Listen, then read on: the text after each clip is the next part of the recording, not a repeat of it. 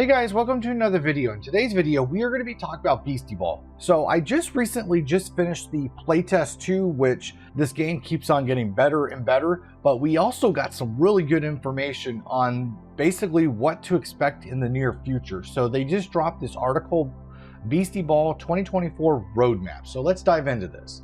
Firstly, thank you to our many diligent players who have checked out our preview Playtest 2. We couldn't be happier with the overall reception the game has been receiving, and we are already hard at work fixing all the new small issues that players have discovered. Before we vanish back into bug fixing grind, I wanted to talk about our plans for the rest of the year, including our release. This is all happening in 2024, August 24th, Vancouver Game Garden. I am actually one of the main organizers of this event. We are hosting a one-day arcade of radical local indie developers and studios. If you're around Vancouver, I encourage you to come and check it out. Of course, I'll be there with the Beastieball demo too. August 30th through September 2nd, we'll be showing the game at PAX West. We'll have some exclusive merch available with us. If you're in town, we hope you'll come and say hello. Q4 2024 Preview Playtest 3 Chroma C. This preview playtest will include all previous playtest content with the addition of some areas of the Chroma C. This will be the final playtest before our release. There will be a substantial amount of content in it, but testing that will help us ensure that our launch is as strong and stable as it can be. And finally, Q4 2024 Early Access Launch. This is the launch we've been working up to and are still on track for. Beastieball will be available in 2024 on Steam for PC and Mac. We imagine some folks are surprised to hear our plans are for an early access launch. Indeed, as far as early access games go, Beastieball is going to be remarkably robust and polished on day one. The game will have a complete story you can play from the beginning to end credits and see the story's conclusion. Typical playtime range from 15 to 25 hours, depending on how thorough you explore.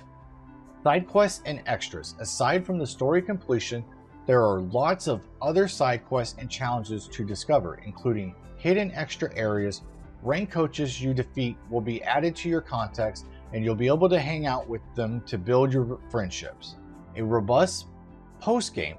After reaching the end credits, many new activities and challenges are unlocked, including some that can go on forever. You'll be able to go back and do anything you missed in the course of your adventure.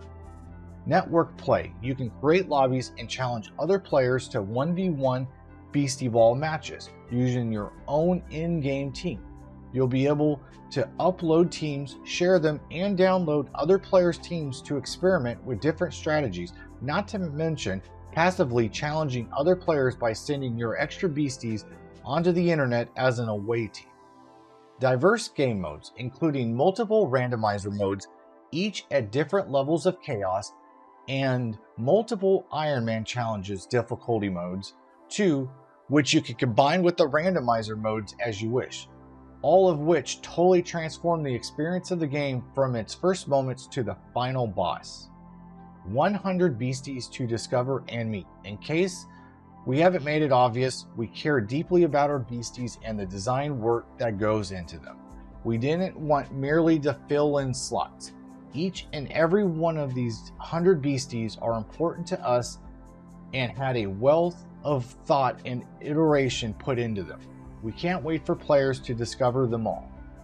We are 100% confident promising these things because they are already in the game right now and have been in for months. Our goal for the entire year has been to refine these features, fix bugs, layer in more side content, and improve balance and pacing so that all these features come together to form an excellent and harmonious package. In many ways, we are treating this as a full game launch. We want it to feel high quality, complete, and satisfying for players in all ways that matters. So why early access? Even with all the above, there are a lot more that we will be working on into 2025 and beyond.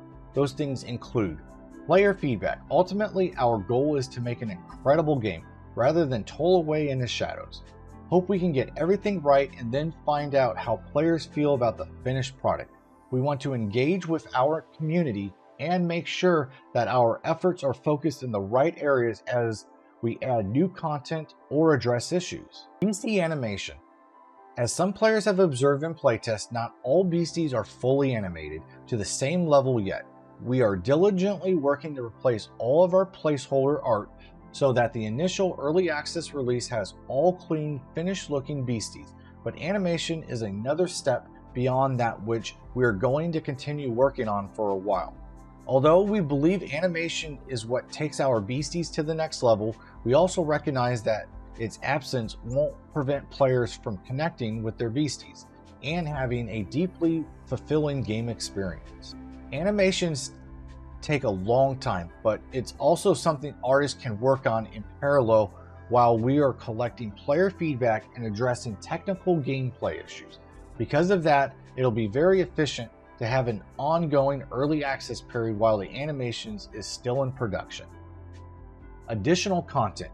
Even with so much in the game, we have a long list of additional things we want to add. This includes new beasties, new side quests, and new friendship bond events with other characters. We have ideas we want to expand on the game's network features too. Nothing too crazy, but things are easier to implement and test after the game already has an established player base and community to build on. We will be working on the Far Out, an additional area of the game which we promised in our Kickstarter. Localizations and other stuff. There are a lot of slow background tasks that typically happen after a game is done, content complete. But before it can be properly released, including localization, our goal is to exit early access with finished localization so that players around the world can enjoy the final product. Thank you. This is an unusually long email. I felt I needed to give all of these details because we have a lot of players who are anticipating this game, and I want to be fully transparent about what to expect from us.